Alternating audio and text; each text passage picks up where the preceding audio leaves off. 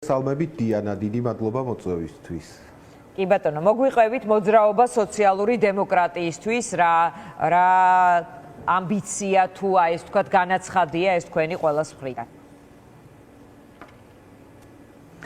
იცით რა არის უკვე გამოჩნდნენ ადამიანები, რომლებმაც ძალიან მარტივად თქვეს, რომ თითქოს ჩვენ პოლიტიკური პარტია დავაფუძნეთ. ამ მოძრაობაში გაწევრიანებული არიან ძალიან ბევრი მაღალი რანგის მეცნიერები, რომლებმაც იციან, რომ პოლიტიკური პარტიები არ ფუძნდება განაცხადით. პოლიტიკურ პარტიებს ჭირდებათ თავიანთი სოციალური დასაყრდენი, ჭირდებათ მუდმივ განმეორებადი კავშირების მშენებლობა სხვადასხვა სოციალურ ჯგუფებს შორის. ასე რომ ჩვენ არ გვაქვს პრეტენზია იმაზე, რომ პოლიტიკური პარტია შევქმნით. ჩვენ უბრალოდ ვუთხარით საზოგადოებას, რომ გასული 10 წლების განმავლობაში ქვეყანაში მოქმედებდა ბევრი მოძრაობა, თქვათ პროფკავშირული მოძრაობები არსებობდა, რომლებიც ემიჯნებოდა ძირითად და ხელისუფლების მიერ მართულ პროფკავშირებს. არსებობდა მოძრაობები, რომლებიც გარემოს იცავდნენ, იბრძოდნენ ჩვენი ბუნებრივი რესურსებისთვის, სტუდენტური მოძრაობები არსებობდნენ, თქვათ მოძრაობები, რომლებიც იბრძოდნენ ხარისხიანი განათლებისთვის, საცხოვრებლის ხელმისაწვდომობისთვის, იმისთვის, რომ დიდრებს მეტი გადასახადები გადაეხადათ საქართველოს ბიუჯეტში და ასე შემდეგ. ეს მოძრაობები აქამდე იყო გაფანტული, არასისტემატიზირებული, მაგრამ დღეს ჩვენ ვხედავთ, რომ ყველაფერს დემოკრატიის ყველა მონაპოვარს ჩვენს ქვეყანაში საფრთხე ემუქრება. ყოველ წუთს შეიძლება თავს დაესხნენ ყველაზე პატარა სამოქალაქო ჯგუფს, სამოქალაქო ორგანიზაციასაც კი. ხელისუფლება გადასულია რეპრესიებზე, გადასული არის შევიწროებაზე. ამიტომ გადავწყვიტეთ, რომ ის ადამიანები, რომლებიც მემარცხენე იდეალებს, სოციალ-დემოკრატიულ იდეალებს ვიზიარებთ და ისედაც ამდენი წელია ვიბრძვით ამ იდეალებისთვის, ვიყოთ ერთი ქოლგის ქვეშ, გავერთიანდეთ და როცა ჩვენზე შეტევა დაიწყება, როდესაც ჩვენს სამუშაო ადგილებს შემოუტევენ, როდესაც ჩვენს მეგობრებს შემოუტევენ, მარტო არ ვიყოთ გასაცდელი. იპოვეთ ერთმანეთი და გააძლიეროთ უნდა ერთმანეთი. რომლითაც გვემუქრება ხელისუფლება. გავაძლიეროთ ერთმანეთი და დიანა თქვენ იცით ალბათ და შეგიმჩნევიათ, რომ ადამიანი საერთოდ საოცარი მოვლენა არის. რაც არ უნდა ცუდ დღეში იყოს, რაც არ უნდა დიდი გასაჭირის წინაშე იყოს, როგორი ტკივილიც არ უნდა გქონდეს, როგორი ტვირთიც არ უნდა დაგქონდეს მხრებით, მაინც ფიქრობს იმაზე, რომ შეიძლება სიტუაცია გამოსწორდეს. მაინც იწყებს ფიქრს უკეთეს მომავალზე. აი ოთარ ჭილაძეს აქ ერთი შესანიშნავი ლექსი, მაგრამ იმედი ეს უფლის ჩიტი კვლავ ისეთია, როგორიც იყო, კვლავ ჭრელი კაბა აცვია ჩითის და თხილის ხელა გულს ყველას უყობს. ჩვენ მაინც გვაქვს თხილის გულის ოდენა იმედი, რომ ოდესღაც საქართველოს შეიძლება გახდეს სოციალური სახელმწიფო, სადაც სახელმწიფო იზრუნებს იმაზე, რომ არ არსებობდეს უბსკრული დიდრებსა და ღარიბებს შორის.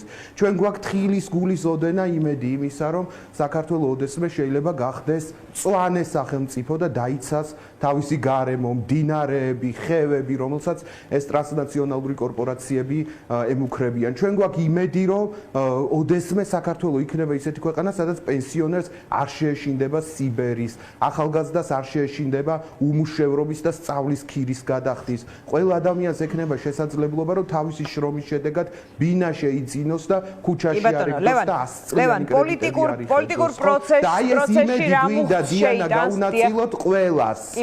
კი ბატონო, ეხლა არის ეს იმედი გვინდა გაუნაწილოთ ყველას საქართველოს რეგიონებშიც და თბილისშიც და აი ამისთვის ერთიანდებით. კი ბატონო, პოლიტიკურ პროცესში რა ტიპის მუხტს შეიტანს ეს მოძრაობა? სად ხედავთ, ვისში ხედავთ მაგალითად თქვენი იდეების გატარების შესაძლებლობას, იმიტომ რომ ამ ხრივ არის უფრო მემარჯვენე პარტიები სჭარბობენ. საერთოდ არ არის საქართველოში მემარცხენე პოლიტიკური პარტია და მემარცხენე საზოგადოებრივი მოძრაობა მაინც რომ იყოს, ხომ შეიძლება? ლეიბორისტული პარტიას აი ეს დიდი ხოლდა მაინც ხომ შეიძლება არსებობდეს?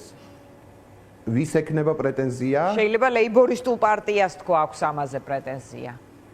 ლეიბორისტულ პარტიას თავისი, ესე ვთქვათ, ნიშა აქვს დაკავებული და თლად ესე ვთქვათ, ტრადიციულ მემარცხენე დღის წესრიგზე არ დგას. მოკლედ, ჩვენ არ გვყავს მოკავშირეები პოლიტიკურ ველზე. ჩვენ გვყავს მხოლოდ მტრები ამ პოლიტიკურ ველზე. პარტიულ ველს გულისხმობ, ხო? შეიძლება 1-2 იშვიათი გამონაკლისი არსებობდეს. ანუ ცუდად არის საქმე ამ ქვეყანაში, აი იმ ჩაგრულთა კლასზე, ადამიანთა ჯგუფებზე, რომელთაც რატომღაც მეორე ხარისხოვან მოქალაქეებად მიიჩნევენ, არც ერთი პოლიტიკური ჯგუფი არ ზრუნავს და ამიტომ აი ჩვენ შევეცდებით, რომ გვერდით დაუდგეთ ესეთ ადამიანებს, ჩვენ მათი ნაწილი ვართ, მათი წიაღიდან მოვდივართ და შევეცდებით, რომ გავაძლიეროთ ერთმანეთი, იმიტომ რომ ავტორიტარიზმი მარტო რაღაც ადამიანის უფლებებს ზოგადი გაგებით და რაღაც დემოკრატიას არ ემუქრება.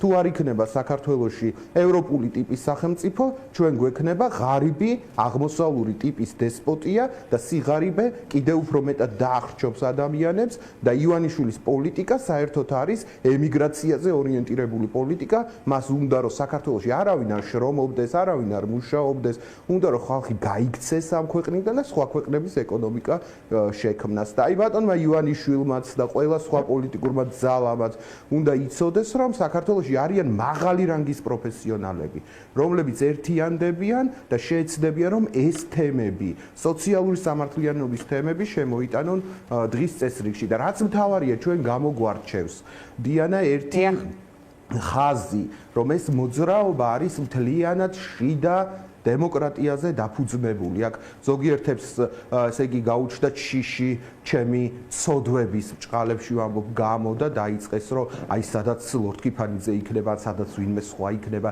იქ ჩვენ არ მივალთ. ნუ მოხვალთ ბატონო, უბრალოდ ერთი რამ იცოდეთ, რომ ესაა მოძრაობა, რომელიც არც ერთ ცალკე აღებულ ადამიანზე არ არის დამოკიდებული. ეს არის იდეებზე, სოციალ-დემოკრატიულ ტრადიციაზე კი ბატონო, ლევან აუცილებლად სოციალ-დემოკრატიული ტრადიცია დიდია საქართველოშიც და ევროპაში. კი ბატონო, მინდა რომ ძალიან ტრაგიკული ამბავი მოხდა კვირის ბოლოს ამ დღეებში ბათუმში დღეს დაკრძალეს ორი პატარა ბავშვი. არანაირი ყოველგვარი პოლიტიკური სპეკულაციის და ყოველგვარი სპეკულაციის გარეშე ფაქტია, რომ რა ტიპის გარემოში უწევთ ადამიანებს ცხოვრება მოუგვარებელში ყოვლად და პასუხისმგებლობის ნულოვანი განცდით. აი მინდა რომ ამ თემაზეც გითხრა რამდენიმე სიტყვა და დაგემშვიდობებით. დიანა, ისევ მივდივართ ჩვენ გლობალურ პრობლემასთან, ხო? როგორი სახელმწიფო გვინდა ჩვენ? მინიმალური სახელმწიფო, მარტო მყოფი სახელმწიფო, სახელმწიფო, რომელიც ფიქრობს ცალკეული ოლიგარქიების გამდიდრებაზე, ამიტომ არაფერში არ ერევა გარდა კორუფციული გარიგებებისა, თუ გვინდა ისეთი სახელმწიფო, რომელსაც აქვს ძლიერი, თქვათ, ბავშვთა სააგენტო, ზრუნავს თითოეული ბავშვის ბედზე, ამოწმებს მისი ცხოვრების წესს.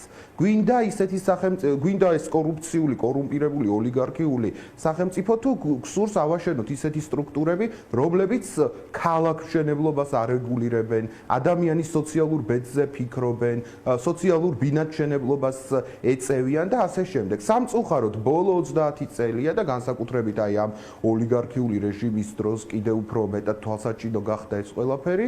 ბედუქიძიდან მოყოლებული და ამათმა გადმოიბარეს ეს, ასე ვთქვათ, ესტაფეტა. ჩვენ ვცხოვრობთ სახელმწიფოში, რომელიც არაფერზე არ აღგებს პასუხს. მხოლოდ იცავს რუხაძეების, ივანიშვილების და სხვების ინტერესებს, მხოლოდ ცდილობს მათ გამდიდრებას და ფეხზე კიდია ბავშვი რა დღეშია, ქალაქი როგორ ვითარდება, ბინის შესყიდვის შესაძლებლობა ვის როგორ აქვს, ქალაქში გზები როგორ გადის და ასე შემდეგ. ბათუმი ახლა თქვენ დიანა ჩემზე უკეთესად იცით, არის ყველაზე კორუმპირებული ქალაქი. იქ აშენებენ 100 სართულიან შენობებს, ისე რომ ნებართვა არ არის გაცემული და როგორც უნდა, რანაირადაც უნდა, ისე გლეჯენ ამ ქალაქს, ამახინჯებენ ამ ქალაქს და იქ ადამიანი არ ჩანს, ბავშვი არ ჩანს, მისი უფლება არ ჩანს და შესაბამისად ბუნებრივია, რომ ესეთი პროცესები, აი ესეთ ველურ კაპიტალიზმს თან ახლავს სწორედ ესეთი კატაკლიზმები, ბავშვების სიკვდილი, მათი მიტოვება ბედის ანაბარად და ხალხის ცხოვრება ჯურღმულებში და ფაველებში. მადლობა, ლევან, მადლობა. წარმატებას უსურვებ თქვენს მოძრაობას. ლევან ლორდ-კიფანიძე პასუხობდა ჩვენს კითხვებს რეკლამის შემდეგ დავბრუნდებით